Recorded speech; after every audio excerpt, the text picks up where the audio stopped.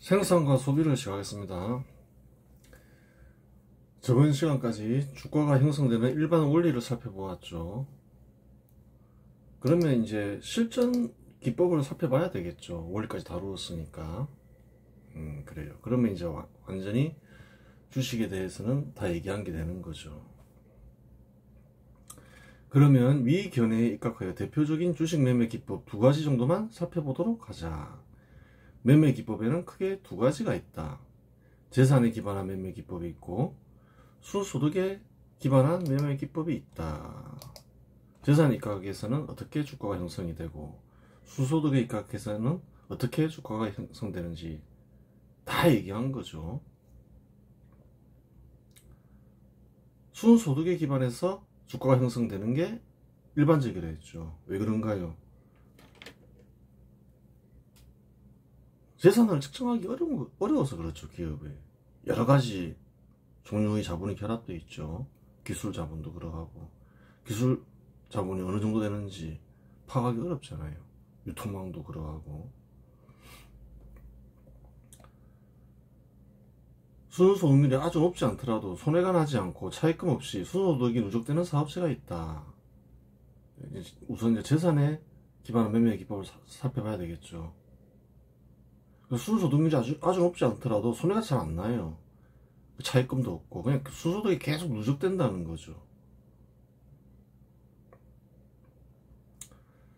그러한 기업은 점점 재산이 커지겠죠. 재산이 깎여서 주가가 평가되면 어느 순간 주가가 올라간다는 거예요. 매매 기법을 알겠죠. 원리에서 나오는 기법인 거죠. 그 원리는 설명했죠. 그러한 기업 중에는 토지나 건물 같은 부동산을 많이 가진 기업 또한 있다. 그러한 사업체의 주가가 크게 오르지 않은 상태라면 사서 모아도 된다. 그러한 사업체들의 사례는 다음과 같다. 미국 기업도 있고 한국 기업도 있고. 한국 기업만 보면 뭐 해성산업, PBR은 뭔가요? PBR은 기업의 시장 가치가 장부 가치 대비 얼마나 평가되고 있는지를 나타내는 지표이다. 그래요. BPS는 주당 순자산이죠. 주당 순자산 가치가 그러니까 주가를 얘기하죠. 얼마나 형성되어 있느냐, BPS에 비해서, 재산에 비해서. 뭐 예를 들어서 해성산업은 0.3이다. 낮죠. 뭐 대한제당도 0.4도 낮은 편이죠. 장부에 표시된 재산보다도 주가가 낮게 형성되어 있다는 거예요. 순서도 누적이 계속 쌓이고 있는 거죠. 그러면 어느 순간 되면 올라갈 때는 한 1 이상이 되더라. 대한제당도 그러더라. 1 이상이 되더라. 근데 그게 올라가는 시점은 잘 모른다. 근데 빠져있는 국면에서는 사면 된다. 그리고 올라갈 때는 뭐 한 1 이상 또 올라가니까 그때 팔면 된다. 또 올라가는 시점을 모르죠. 1년 뒤에 올라갈지 2년 뒤에 올라갈지. 올라갈 때 하여튼 팔면 된다. 한 2, 3년 기다렸다가 2배 먹으면 괜찮잖아요. 그런 매매 기법이라는 거예요.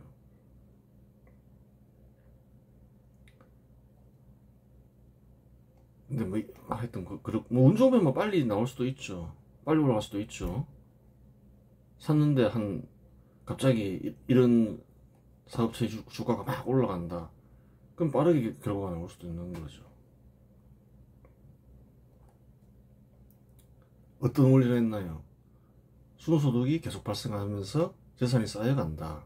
그 재산이 주가에 반영되는 순간 수익이 난다. 그거죠. PBR 하단 근처에서 주식을 사서 모으고 PBR 상단에서 주식을 파는 매매 전략이다. 매매 기법이다.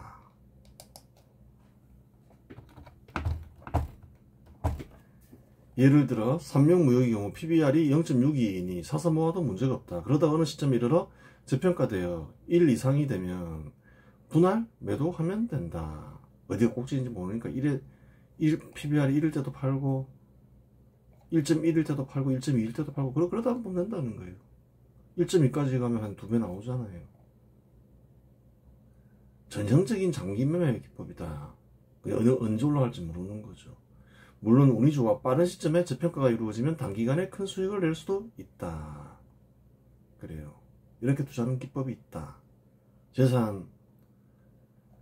사업자의 재산을 이용한 매매 기법이다.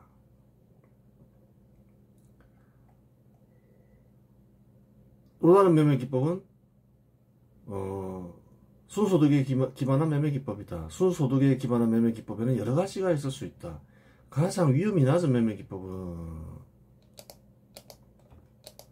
순소득에는 큰 변동이 없는데 경제 사정이 좋지 않거나 이자율 상승과 같은 비실적 효과로 인해 주가가 하락 상태에 있는 종목을 사서 모으는 전략이다. 무슨 말인가요? 실적에는 뭐 유지되거나 조금씩 상승했어요.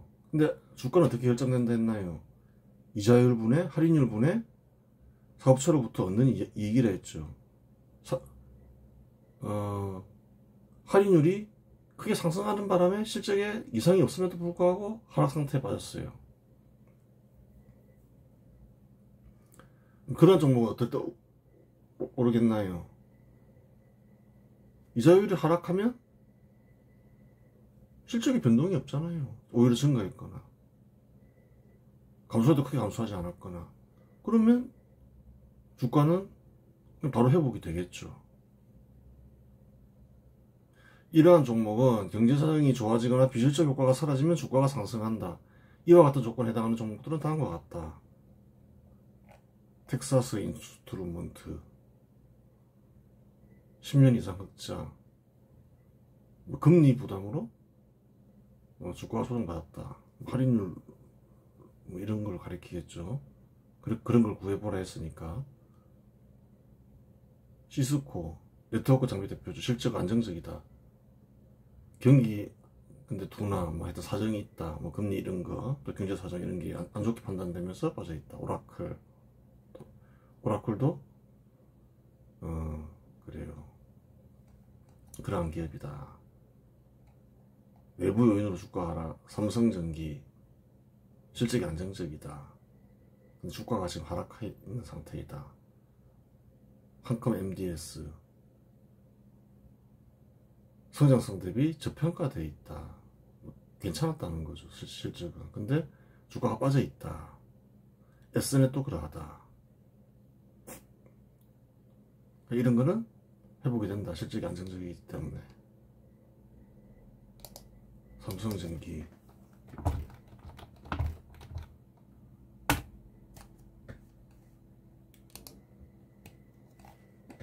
138,700원 실적이 회복이 되면 얼마까지 갈 수 있는지도 한번 봐야 될 거 아니에요. 실적이 괜찮을 때 한 18만원 했다. 뭐 별로 뭐 크게 먹을 건 없죠. 이 종목은.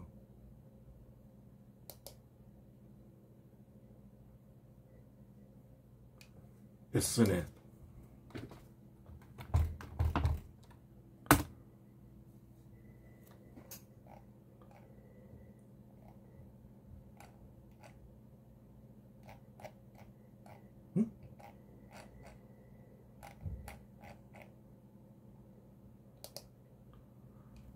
실적이 괜찮을 때 한 8,000원 했다.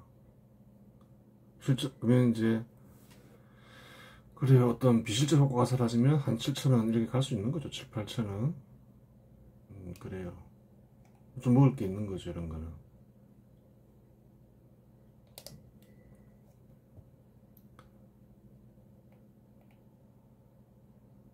그래요. 순소득이 비교적 탄탄하지만 외부 요인으로 인해 하락한 종목들은 외부 요인이 사라지는 순간 주가가 회복된다. 그거 당연하겠죠.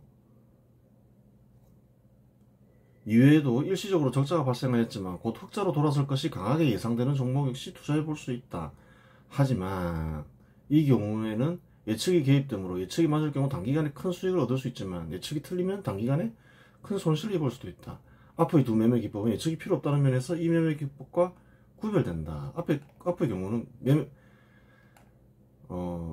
그냥 과거의 실적을 보고 어떤 또 외부 드러나 있는 것만 보는 거죠. 예측을 안 하잖아요.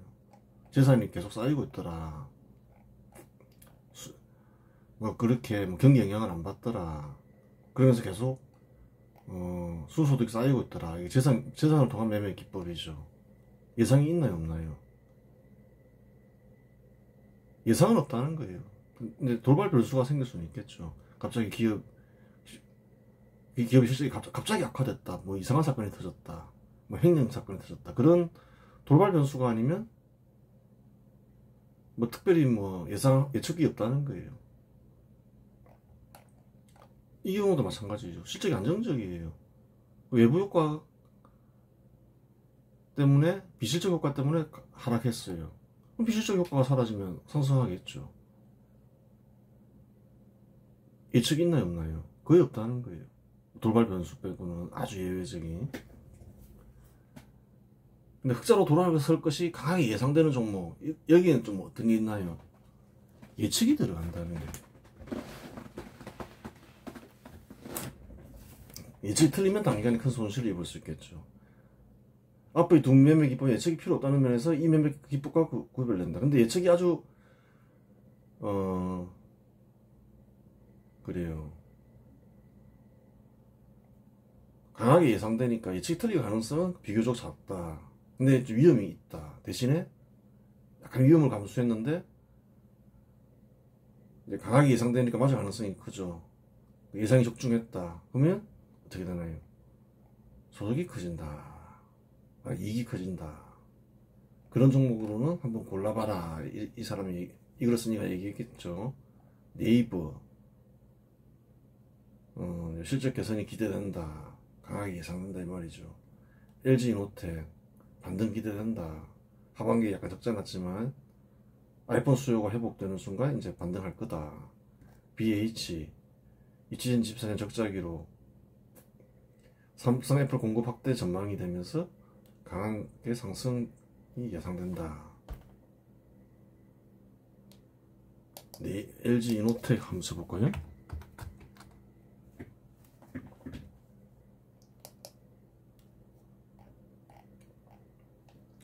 $154,600원. 아직 안 올랐네. 많이 올라갈 때는 이 정도 봐도 한 30만원까지는 했었다는 거예요. 이 정도 30만원 정도 했잖아요. 그럼 한 2배를 먹을 수 있겠구나.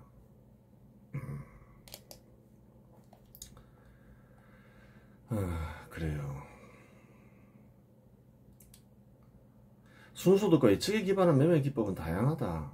하지만 예측이 많이 기입될수록 예측이 틀릴 확률이 커지니 재산을 탕진할 가능성도 커진다. 뭐 그런 건 많을 수 있죠. 그런 걸로 유인도 많이 하잖아요. 실적이 엄청나게 커질 것이다. 뭐 테마주 이런 거 있잖아요. 예측이 굉장히 많이 들어가죠.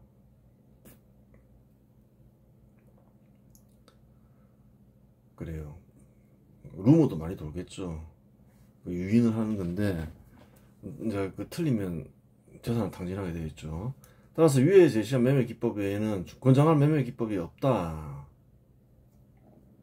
앞에서 언급한 두 가지 방법은 아예 그냥 예측을 안 하고 나머지 하나는 그냥 한번 좀 모험을 감수하는 거죠. 강하게 흑자가 실적이 고전될 종목 위주로, 적자는 일시적이었고 그런 종목들로 골라본 거죠.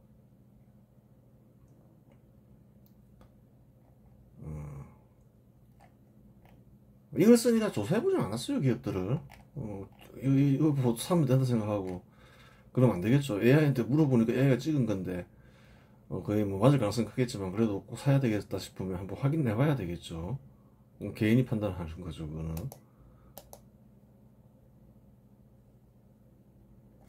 그래요.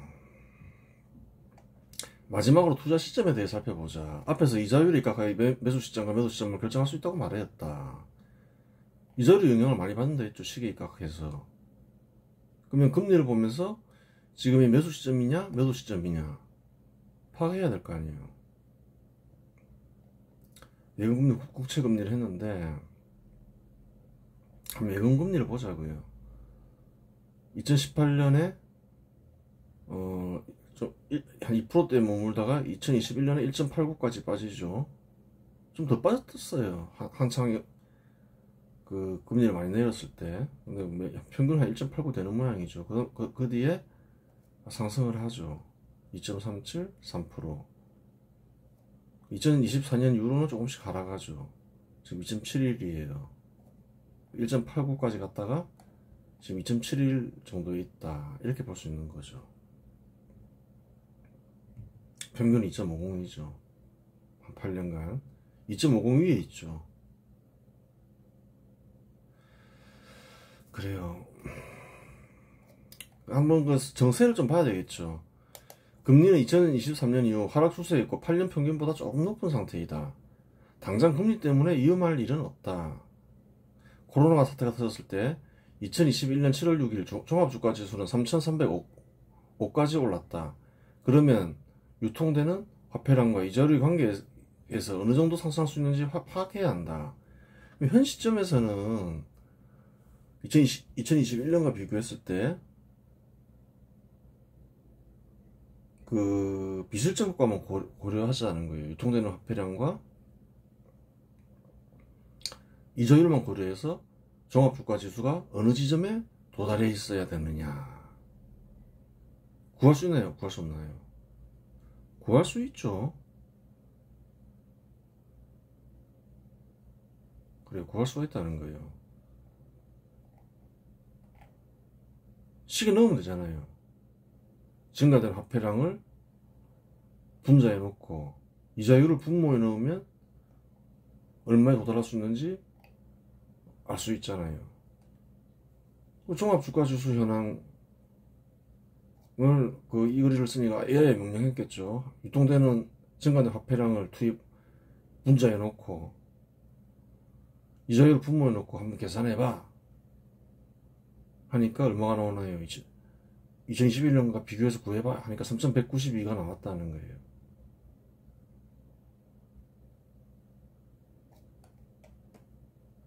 (7월 18일) 얼마에 끝났나요? 3,188.07로 끝났죠.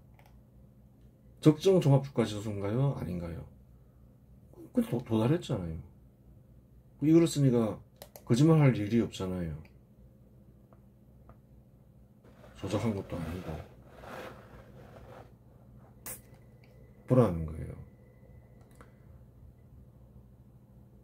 3,192가 적정한 종합주가지수입니다. 시기에 따라 구했습니다. 이자율 분의 순소득, 할인율 분의 순소득이죠. 기존 이자율 플러스 이연비율 플러스 순소득.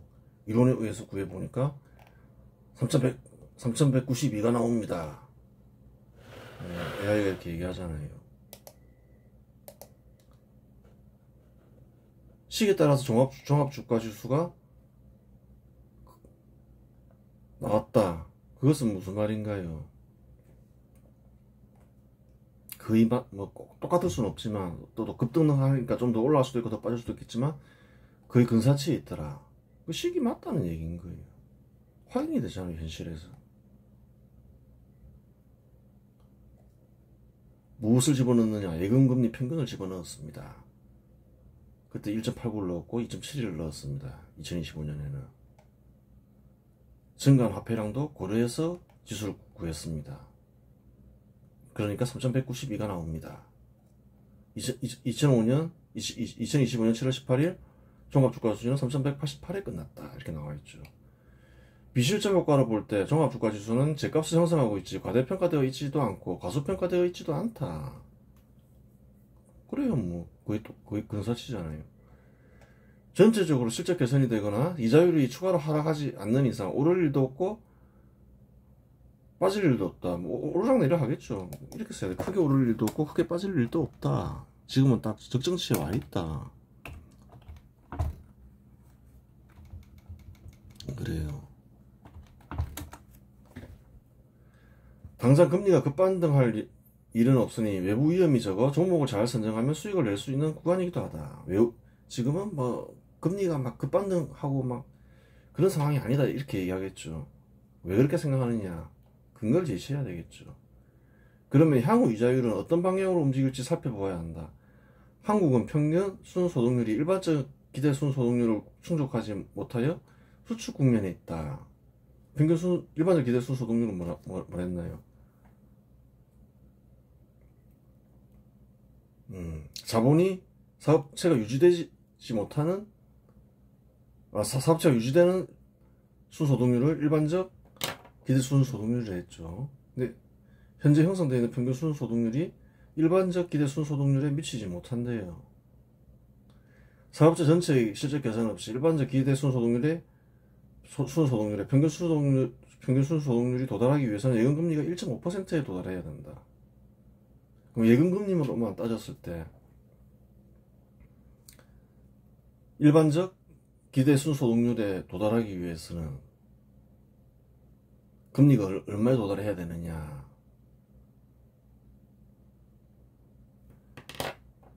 이거를 쓰니까 물어봤겠죠. 그 설명을 해주면서 일반적 기대 순소득률, 평균 순소득률, 그리고 생산과 소비 문서를 참조해서 네가 한번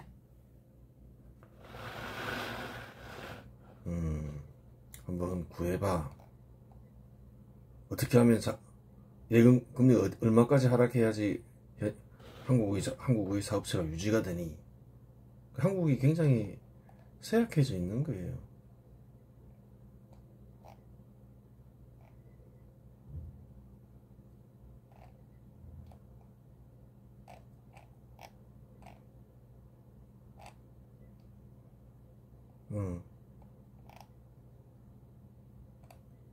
유지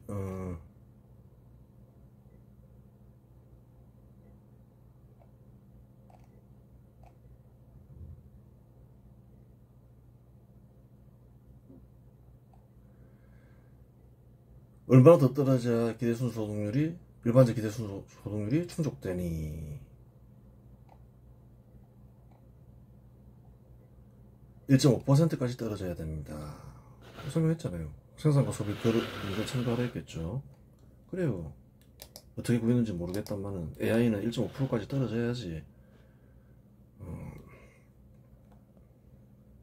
한국의 사업체들이 유지될 수가 있다. 그렇게 얘기하고 있다는 거예요. 당연히 현재는 평균 순소득이 일반적 기대 순소득률보다 낮고 그래요. 그 말은 무언가요? 일단은 좀 약간 예금금리가 현 시점에서 보면 1.5%에 도달하기 전까지는 그냥 계속 어렵다는 거예요. 계속 어려운데 금리를 뭐 인위적으로 올릴 수가 없잖아요. 계속 어려운 국면이 지속된다는 거예요. 물론 실적 개선이 이루어지면 달라지겠지만 현 시점에서는 그러하다. 달리 얘기하면 이 말은 인위적으로 금리를 상승시킬 수 없음을 가리킨다. 오히려 계속 어려운 국면이 지속될 것이기에 추가적으로 금리가 하락할 가능성이 크다. 예금금리가 2.5%에 도달하면 어떻게 되는지 살펴보자. 한번 그러면 또다시 그 식을 가르쳐 주면서 이제 실적에는 변동이 없다고 가정을 하죠. 한번 예금금리가 2.5%, 2%, 1.5%까지 하락할 때를 구해봐. 그럼 코스피 예상지수 3,351포인트 2.5%까지 하락하면 2%까지 하락시킬 가능성 또 계속 오르면 또 하락시키는 일이 있을 수 있죠. 3,575. 근데 이제 2.5% 이하 가면 또 제로 금리 가야 되는 거죠. 1.5%면 3,853포인트. 그렇게 되는 거예요. 금리보다도 실적을 개선시켜야 되는 거죠. 이런 건 가짜죠, 사실은. 상승하더라도.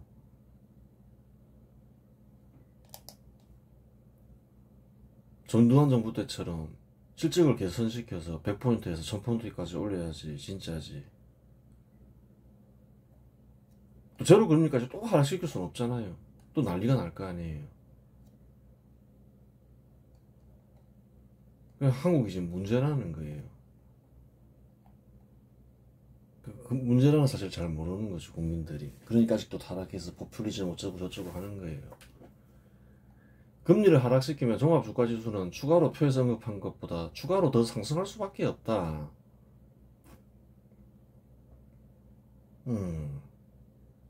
대출이자가 감소하면 감소하는 대출이자는 사업체의 순소득 증가로 나타나기 때문이다. 금리를 하락시키면 어떻게 되나요? 금리 효과만 있는 게 아니죠. 사업자들은 대출이자를 내잖아요. 대출이자가 감소하면 대출이자 감소는 뭐가 되나요? 순소득이 증가로 나타나니까 실적 개선으로 나타나겠죠. 실적 효과가 생긴다는 거예요. 금리를 하락시키면. 그러니까 언급한 것보다는 더 많이 가게 된다. 2.5%까지 하락시키면 3,350이 아니라 실제 계산해보면 한 3,500 될 거다. 이 얘기를 해주는 거예요. 즉 금리 하락은 사업체의 실적 개선으로 나타나 종합주가지수를 추가로 더 상승시킨다. 따라서 사업체를 유지시키는 예금금리는 1.5%보다는 높다. 1.5%는 아니다. 금리를 하락시키면 또 실적 효과가 있기 때문에 금리만 따지면 1.5%지만 1.5%보다는 높다. 그렇게 되는 거예요. 이걸 정확하게 계산하기 위해서는 그것을 또 정확하게 계산할 수 있는 그 이론을 창안해야 되겠죠. 그거는 뒤에 하자는 거예요. 그것도 좀 고차원적이고 전문적이잖아요. 이 정도만 알면 됐다는 거예요. 그래, 이번 시간에서 마치겠습니다.